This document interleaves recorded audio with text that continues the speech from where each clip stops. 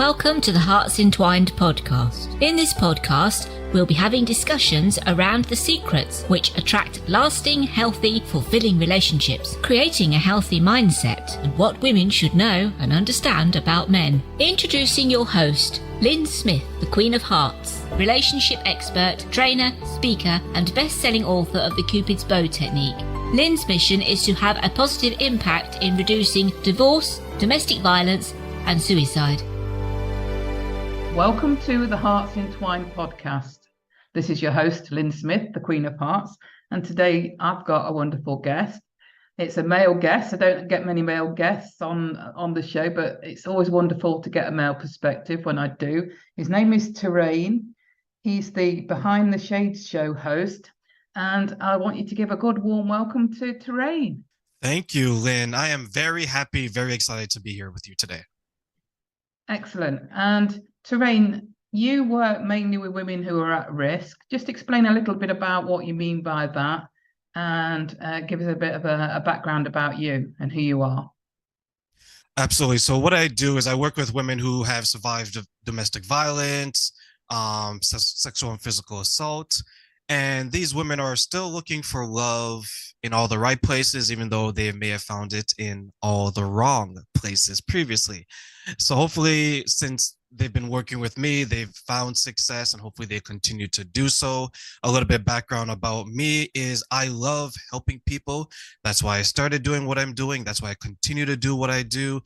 And if there's anyone out there who's looking for love, I may not be able to offer myself as a solution directly, but maybe I can help you find love somewhere else.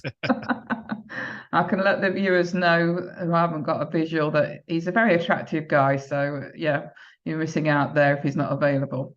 But on a more serious note, Terraine, do you find it a barrier at all, with you being a male? Because obviously women who have been at risk or are at risk usually are so at the hands of men. Yes. In the beginning, I can definitely sense probably some hesitation because I may represent everything that has gone wrong in their life. But the beautiful thing about that, Lyn, is when they begin to trust me, they trust me completely because I am that light in a world that has been very dark to them. And then they start to look at me as well as, if there's a good man like Terraine out there, maybe there's 5 other good men, maybe there's 10, maybe there's 100, maybe there's 1,000. So I would definitely take on that task of being the representation of everything that can be good in a man in this world today. Love that response. It's a great answer because, a lot of women are very distrustful of men if they've been, abused or assaulted in the past, aren't they? They are, and it is a cold world. And one thing I like to remind the people that I assist, and maybe even your listeners can relate to this, is that when you're down on your luck, when you're struggling, when you are going through hard times, it seems like the world does not care about you. You're just another number. You are, Lyn is number 1, and I'm number 2 amongst 7 billion plus people. But there are still people out there that are willing to help us climb back on our feet every time we get knocked down. And I love that I can play a part in the journey of the women who I deal with. And for the men out there, I haven't forgot you either too. I'm looking to help you guys as well. So what inspired you to get into this particular niche? Well, growing up, I was someone that always felt a need about charity because I grew up very poor. And I grew up in a situation where there wasn't as many resources today as back then. And there wasn't people out there who were able to help, maybe because of their financial situation or their emotional dedication, whatever the reason was. So when I started to grow up and when I hit my teens, I started to give talks in the church. I started to read the Bible and things of that nature. And I saw the impact that it had when you give people hope. Hope is our most valuable currency next to time. And then once I began to realize that, I said, this is my true calling because I felt it in my mind, body, and soul. And that's how I got started in doing what I'm currently doing now. Wow, that's so impactful.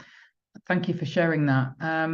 And have you yourself ever been through any past trauma that you're willing to talk about yourself? I have. In my 20s, I was someone that I was able to get relationships, but they weren't people that were going to last long term. And the woman I wanted, every time I asked them out, they're like, no, they would give me 1,000 reasons, right? I was that skinny, nerdy guy that couldn't get a date to save his life. And let alone, I'd even have 2 nickels to my name. But what I started to do, and this is something that I think we lost the art of, I started to communicate. I started to ask the women that were turning me down and say, hey, good looking girl number one, what is the type of guy that you want? Good looking girl number two, what is the type of girl, what is the type of man that you'd want? What does he look like? What does he bring? What does he offer?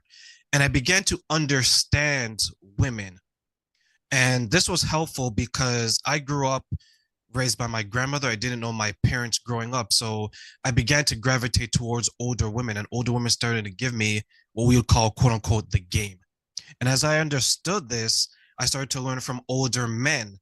And this prevented me from continuing the trauma that I had, because no one likes to be rejected. No one likes to be in a relationship that is going nowhere. So once I was able to overcome that trauma of rejection, the fear of asking, that's how bad it got, Lyn, where I would see you walking down the street and I'm like, 9 other Lyns told me no. Can this be the one? Or is she going to be number 10 that tells me no? So that was something that I had to work with in my early years. But in my 30s now, I have the confidence and I know exactly what I want, how to get it, and how, more importantly, to talk to women. And what do you find is the most common, I suppose, issue or problem that faces the women that you help today?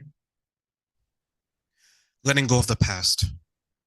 The past, for many people, Lyn, is our prison. And I try to help women not to be imprisoned by the actions of a few people that weren't good for them or weren't good people overall. And that's one thing that they've struggled with, is understanding that Johnny down the street, how he looks, how he behaves, doesn't mean that he's a representation of all men. He's a representation of a small minority, but helping them get through their past, understanding it, resolving it, and moving forward, that's probably the number one obstacle in the women I deal with. Yeah, because isn't it the case that we're quite often totally unaware that by hanging on to the past, we're giving our power away, aren't we? We are. Like, I'll give you an example. So there's someone that that I know that she had a bad experience with a certain type of man. And she felt that it has influenced her in a way to view men that look like this person, that speaks like this person, that in some cases, Lyn, even has the same name as this person. She'll tell me, Terraine, any man that has this name, I will not date. Really? Whoa. Harsh. And then I'm like, okay, what does that name mean to you? And that's where you have to have that conversation, because that's why, thank God, my name is Terraine. There's no one else on this planet that has that name.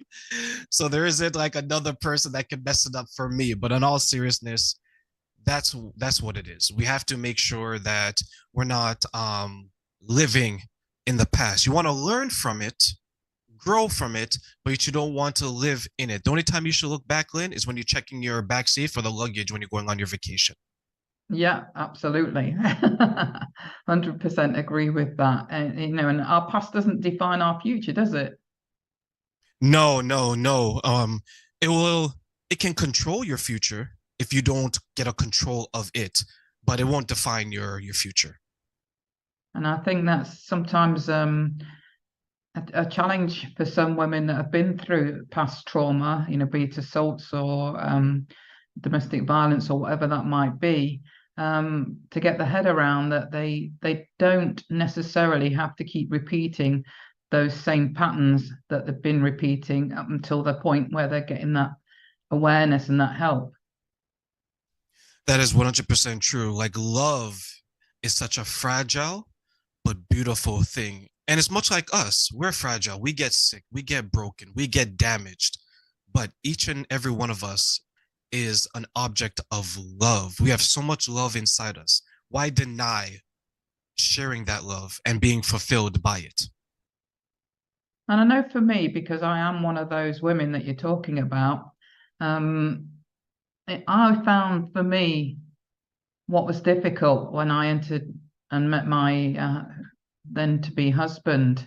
I was 26, nearly 27 at the time, and he was a good man, very good man. We were together for 23 years, but I found within that relationship, my heart was closed.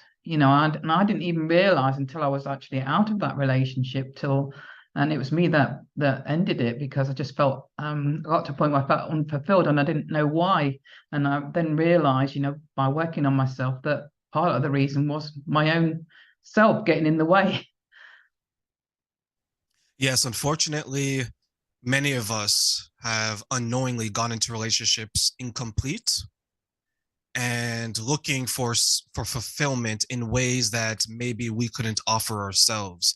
And one of the examples I like to give to the women I work with is when you go shopping and you're looking for, let's say, looking for a microwave or looking for something in a boxed item.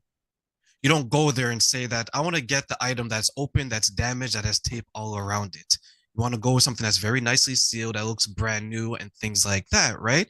So we want to be as brand new as possible, right? Because when we go into a thrift store, our expectations are a little bit lower. We understand the state of mind that some of these items have been used before, some of these items have been donated.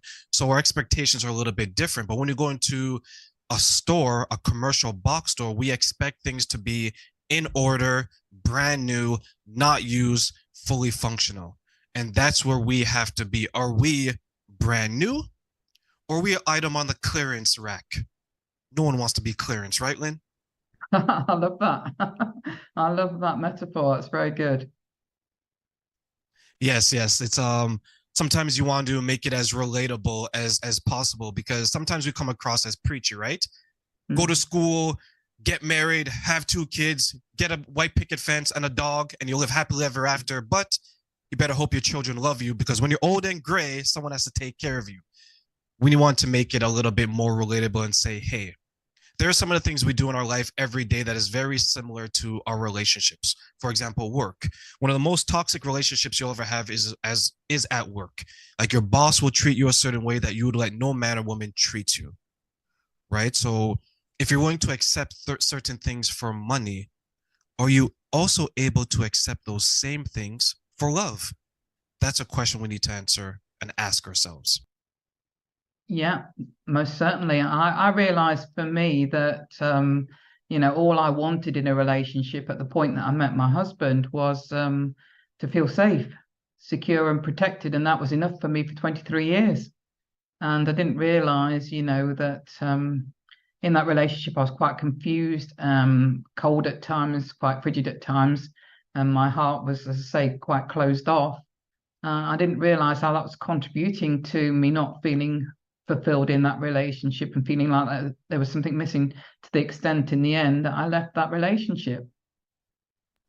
Yeah, if you go into a relationship closed off, then you're not providing something that is so innate to each and every one of us, right? Like, one of the worst punishments that you can ever give a human being is isolation, right? Because when someone commits a crime, we put them in jail.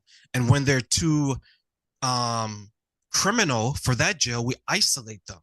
The worst punishment outside of the death penalty is self-confinement, is solitary confinement. So why would we choose that for ourselves when we lock ourselves off, when we close ourselves off to something so beautiful? And that's what I try to teach people. Open up your heart. Yes, there's risk. There's risk to everything. You get in your car, you can get into an accident. You cross the street, you can get hit by a car. You eat a food, you can choke. You buy something, you go out for dinner, you can get food poisoning. There's risk to everything. But the reward in companionship, love, is such a beautiful, beautiful thing, which is something that you can't even put a value on. So why not risk it all for love and companionship? Yeah, I've learned that lesson, and it took me a long time, I have to say. And I do have a very open heart now, and I am definitely willing to take the risk for love and know that, it does attract relationships that are fulfilling, are alive, and, have and enjoy intimacy at a higher level. And that for me has been the great payoff, that taking that risk has really helped me understand the value of love and all it can be in terms of living that fulfilling life within a really healthy relationship. I think the world got a glimpse of how life can be without that warmth of love. In 2020, 2021, many of us experienced the lockdowns and the quarantines. And we lived in a world where you couldn't hug, you couldn't go see people, you couldn't embrace the same way. And some of us have come out of that even colder, where we don't want to interact. So I'm so happy to hear, Lyn, that you've opened up your heart and you found exactly what you're looking for, because that's what I want for every single person on this earth. I think, I've been through all the scenarios. I've been through, having my heart very closed off, and also, been through the phases previous to meeting my husband. I've been very needy, and being the opposite, and being a big people pleaser, and having lack of self-worth and lack of self-love, and low self-esteem. Even though I'm an intelligent woman, I was attracting all sorts of relationships, and some of those relationships were good, but then I'd self-sabotage those, on the back of those unhealthy feelings about myself. And what made you come to that conclusion that you were self-sabotaging these relationships? I think I'm always been curious about human behavior, and I'm naturally, somebody that wants to learn, wants to grow all the time. I'm always on that personal development, personal growth journey. So I think it was just that thirst and that curiosity that I became more aware of what I was doing, and what patterns I was repeating, that even in, as I say, what would be a good relationship, I was self-sabotaging those, and then attracting probably a not so good relationship, even unhealthy and unfulfilling and even toxic. And then realizing, the common denominator was me. And that's something that's beautifully said, because you realize that it is you, because you're the common denominator, and you wanted something better and you wanted to grow. Lyn, you'd be surprised how many people don't have the self-awareness to even ask themselves that question, right? They'll date 10 other people and they say that it's those 10 people's problems, where the only thing that is common in each of those scenarios is them, but they don't ever ask. No, and I think it's so crucial to not blame yourself, but to just take responsibility for knowing that it's not your fault, but it is your responsibility how you choose to behave and think going forwards. Yes, yes. As I gave the example earlier on in my 20s when I was dating, I wasn't the man that I needed to be. I wasn't a sufficient man to command the type of relationship I wanted. I had to grow into that role and become that person. There's many people that I deal with, they'll sit back and they'll say, the perfect person has to come and find me. I'm not going to do anything. And so, well, the perfect person, in quotations now, may be in your view, they're not looking for you. And the reason why is because you're not in a situation to be seen, right? You have to be seen to be wanted, and you have to be wanted to be seen. And if people don't understand that, then it's going to be a very lonely world, because the days are long, but the years are short, meaning that you're thinking, oh, I can do a lot in this day. You wake up one day, instead of being 30, you'll be 40. 40 to 50, 50 to 60, and you're going to wonder, where did all the time go? Yeah, so true. And you can't get that time back again. No, you can't. And that's why time is such a precious gift. It's the most valuable asset we'll ever have if we use it wisely and if we invest it wisely. So what's the first thing you do, Terraine, when you're working with women and they're telling you their story? Can you, if we've got some listeners that can relate to what we're talking about and have been through these sorts of traumas or currently going through these sorts of traumas, what's the first step, piece of advice that you can offer that they can implement on the back of this particular episode? The first step would be figuring out what you're responsible for in the relationship that has failed. That's the first step for any and everyone. And I'll give you a bonus. And the second step is identifying what you want out of a relationship. So first step, what was your role in the failure of each relationship? Once you identify that, then step 2 is understanding what you want. Give yourself a list. Terraine, I want these 5 things in a relationship. Perfect. If the person doesn't have those 5 things, you don't even entertain them, because time is very precious, right? Absolutely.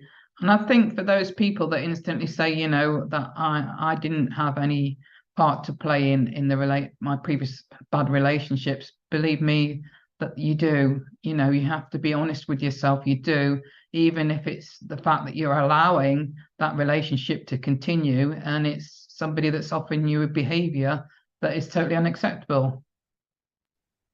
Yes. If there's a behavior that is damaging to a relationship and you're enabling it, that is your role in that relationship. You're enabling that bad behavior. Now, if you're the person that is doing the bad behavior and you're not listening to the person who's saying that, honey, I don't like what you do. We all have a choice. Either we're going to stop the behavior or we're going to continue the behavior. If we can view it as that, simply as black and white. No, well, I'm going to do it sometimes, but I'm going to try my best. It's no. The person you love, right? This is the person you want to ideally spend the rest of your life with. If they're saying, Terraine, I don't like the way you do this, they're coming to you. That takes courage to express the emotions. Now you have a choice. Now I have a choice. Either I'm going to continue doing what is upsetting them, or I'm going to stop doing what I'm upsetting them. And that's the role that I have to play. If I continue and the relationship falls apart, my role was, I'm the reason why this relationship ended up in the toilet. I can't turn back and say that this person was too emotional. I have a responsibility as well. Yeah, absolutely. And I think another thing that I take responsibility for is not having strong enough boundaries, and allowing myself to be a bit of a doormat in some relationships in my youth. And, that I think is something else that probably women can relate to, being in that situation as well. Yes, I think that plagues a lot of women, especially those who are so focused on potentially becoming a mother, because they want to nurture the world, right? They're very empathetic and they feel like they can save everyone and be everyone's emotional release. But sometimes they run themselves dry because, as you mentioned, they become the doormat of everyone's problems, of everyone's concerns. And just like a doormat, once you enter a house, you wipe your feet off of, you clean your feet on it, and then the person enters your house, they stay a little bit, and then they're gone. There's like this revolving door for that type of person who is a doormat, who has a doormat personality. And that doesn't mean that you shouldn't care for people. You should always care for your common man or woman.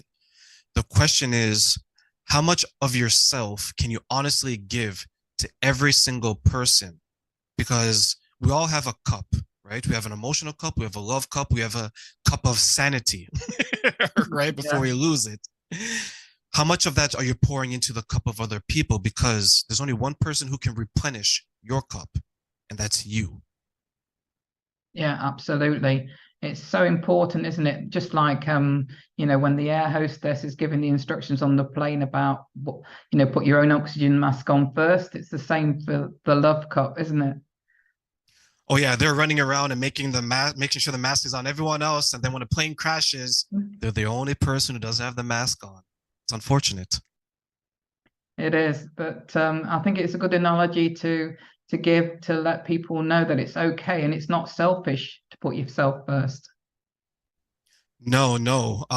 Loving yourself, don't ever consider that to be selfish, because if you can't love yourself, you should not expect other people to love you, because you're telling the world that you're not even worthy of your own love.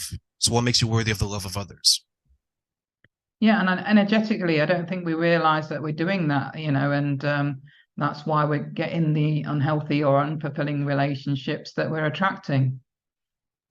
Yes, there was a time where, and we're probably going to age ourselves a little bit here, Lyn. There's a time where people talked about their problems with the person they have a problem with, instead of announcing to the world that they have problems.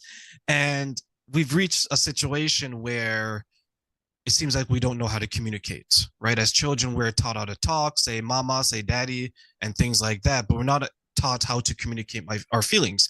I don't like this. I want this. And it goes back to the boundaries, right? The boundaries are like a circle around your circumference, right? As children, it was called our private space, or if we didn't know the person, they didn't get too close because we were uncomfortable. That's what we need to get back to. When someone is abusing you in some way or mistreating you in some way, or someone's doing something that you don't like, it's okay. Don't allow that in your private space. Is walking away difficult? Yes. Is divorce difficult? Yes. Is saying this bothers me, is that difficult? Yes. But you have to look at it as this. Would you rather be uncomfortable, be sad, be miserable within yourself than to say something that may be uncomfortable to hear, but is going to bring you peace? That's the way it has to be looked at. What if it's a situation where it's domestic violence, where people don't want to speak up? What would you say in that situation? If you don't want to communicate to someone who, if you don't want to communicate that you're a domestic violence victim or an assault victim, then you would need to either use your resources, there are hotlines and things of that nature. But the first step when I speak to the women that I deal with who have suffered that is you have to find a source of courage. And a lot of times when there's children involved, that is their source, right? The mother or the father may say, I don't want my children to see this because they're going to think it's normal. And then they're going to go grow up and get a relationship that's going to mirror what they're seeing at home. You need to find your source of courage. That could come within. That can be your church, your mosque, your synagogue, your temple. That can be your parents. That could be your brother. It could be someone. But the very first step before all of that is for you to have a conversation with yourself and say, do I want this? Is this all that I'm good for? Am I more deserving of the type of love that I want? Because being physically abused is not love, ladies and gentlemen. And they may mask it like that. They may parade it like that.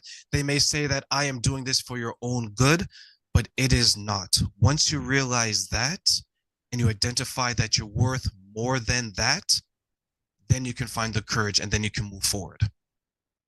Very, very sound, wise words there, Terraine. Thank you for sharing that. And for those listeners that are probably in those sorts of types of situations that would resonate with you and want to connect with you, Terraine, what's your best contact information? For those who want to reach out to me, I'm offering coaching and mentoring free of charge at the moment to men and women, although it's predominantly women at the moment. But you can reach me at www.behindtheshades.ca. All my links, all my information is right there, one-stop shop, and you guys can reach out to me, and I look forward to speaking to each and every one of you. Excellent. So, Terraine, any final words of wisdom that you would like to share in terms of tips or something that somebody could implement after listening to this episode? Yes. For those who are looking for love, it is out there. For those who want to be loved, you are worthy of it. Just understand the type of person that you want to be loved by, what they look for in a partner, and make sure you know what you want in a partner. It's more than assets. It's more than material things. Let your personality shine and be the type of person that you want your children to date. Brilliant. Love it. Thank you so much, Terraine. Really enjoyed this conversation, and thank you for sharing. Thank you, Lyn. It's been an absolute pleasure speaking with you today, and I look forward to further conversations. Thank you. So on that note, it just leaves me to say that true love starts with opening our hearts. And until next time, Goodbye for now. Thanks for listening to the Hearts Entwined podcast. You can follow Lyn via the Facebook group 2 Hearts Entwined, or search Lyn Smith, inspirational speaker, at LinkedIn, or email lyn@hearts-entwined.com. That's LYN@hearts-entwined.com. Remember, true love starts with opening our hearts.